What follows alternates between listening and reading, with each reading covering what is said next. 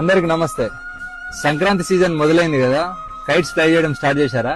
పండగంటే సంతోషం, కానీ మన సంతోషం వేరొకరి ప్రాణాలు తీసేలా ఉండకూడదు. ఇదంతా దేనికి?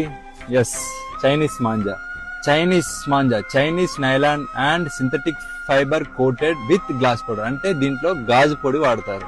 చూడండి, ఇది ఒకసారి చూసారు కదా, ఇది మనం మెడకు తగిలితే ఏంటిది పరిస్థితి? ఇది కేవలం దారం కాదు, షార్ప్ నైఫ్, గాల్లో వేలాడే కత్తి, అదృశ్య కత్తి. 2-వీలర్ రైడర్స్ కి, యానిమల్స్ కి, బర్డ్స్ కి ఈ చైనా మాంజా తగిలి డీప్ కట్స్ జరిగి, హెవీ బ్లీడింగ్ జరిగి ప్రాణాలు పోతున్నాయి. వీటి వల్ల చాలా మంది జీవితాలు నాశనం అవుతున్నాయి. ఒక్క చిన్న సరదా ఎన్నో కుటుంబాల్లో తీరని శోకాన్ని మిగులుస్తుంది. ఇది నాన్ బయోడిగ్రేడబుల్, ఇది భూమిలో కలవదు, ఇది బ్యాండ్ థ్రెడ్.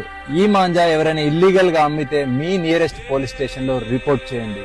చైనా మాంజా అమ్మడమే కాదు, కొనడం కూడా నేరమే. చైనా మాంజా ప్లేస్ లో ఈ కాటన్ మాంజా వాడదాం.